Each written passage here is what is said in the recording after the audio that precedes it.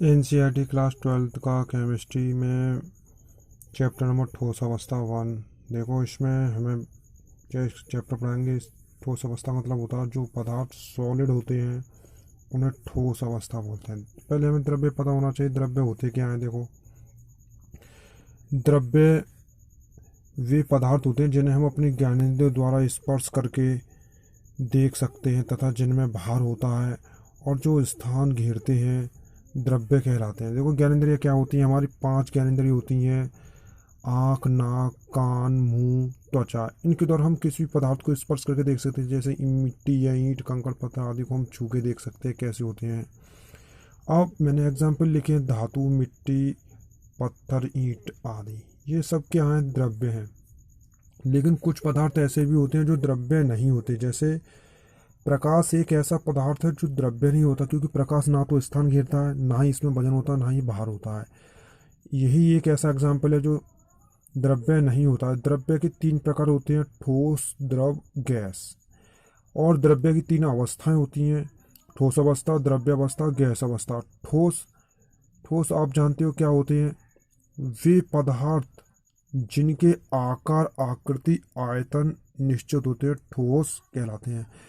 आकार का मतलब होता है वो कितने बड़े हैं। आकृति का मतलब होता है उनकी शेप, मतलब उनकी आकृति, वो उनका आकृति जिस बर्तन में रखते हैं उसी कैसे आकृति है, कहने का मतलब ये है।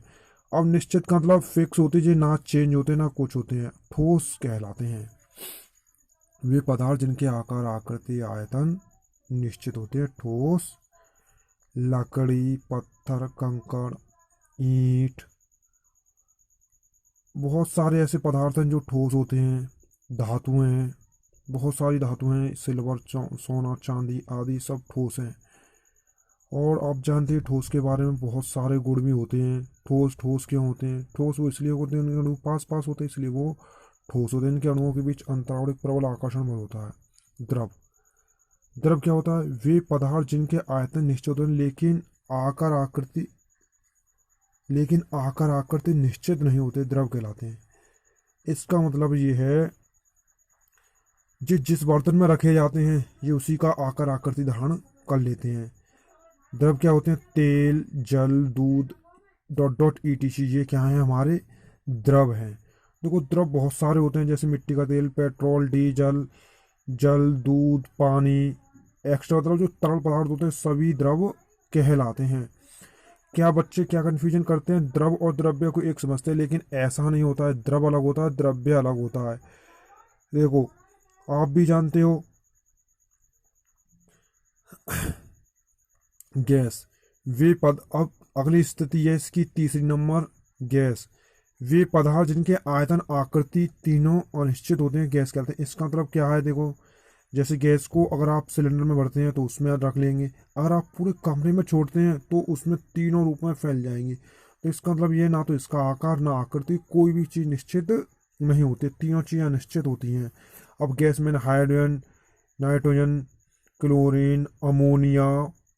अमोनिया बहुत सारी गैस हैं जो मैंने 3 गैस लिख दी, एक्स्ट्रा बहुत सारी होती हैं। देखो, अमोनिया भी है, मैथेन है, आप भी जानते हैं मैथेन गैस है, और एथेन। बहुत सारी गैसें हैं जो जिन्हें हम पढ़ते हैं। अब ठोस के कुछ लक्षण भी होते हैं। ठोस कैसे कहेंगे कि ये ठोस हैं? इनकी कुछ प्रॉपर्टी होती हैं, इनको हम ठोस कहते हैं। इनके आकार, आकृति, आयतन, इनके आकार, आकृति, आयतन तीनों निश्चित होते हैं। नंबर 1 पॉइंट देखो, हम ऐसे भी लिख सकते हैं: ठोस के सामान्य लक्षण इसके निम्नलिखित लक्षण होते हैं। नंबर 1, इनके आकार, आकृति, आयतन तीनों निश्चित होते हैं। इनके अणु बहुत पास पास होने के कारण इनके अन, इनके बीच अंतर आणविक आकर्षण बल पाया जाता है, जिसके कारण ये ठोस होते हैं। ये ये ठोस जो होते हैं ये द्रव गैस की तुलना में अल्प मात्रा में बहते या नगण्य बहते। नगण्य मतलब बिल्कुल नहीं बहते। लेकिन कुछ पदार्थ ऐसे जैसे कांच है, वो धीमे धीमे क्या करते हैं, अपनी सतह से मोटे हो जाते हैं और बहते हैं। आप भी जानते, देखो आप, मैं तो आपके बारे में कुछ ये बता दिया ठोस के बारे में। अब देखो अगला पॉइंट, इनका घनत्व इनका मतलब ये है, ये ठोस का घनत्व अपेक्षाकृत उच्च होता है, इसीलिए ये ठोस होते हैं। ठीक है। घनत्व मतलब इनकी डेंसिटी जो हाई लेवल की उच्च होती है, इसीलिए क्या होते हैं, ठोस होते हैं। इनकी अंतराणिक प्रकृति के कारण ये कठोर तथा असंपीड्य होते हैं। कठोर भी जानते, ठोस का ही दूसरा रूप कठोर का मतलब जिन्हें हम पीटें और आसानी से अलग अलग ना कर पाए इनके पार्टिकल को, उन्हें बोलते हैं कठोर।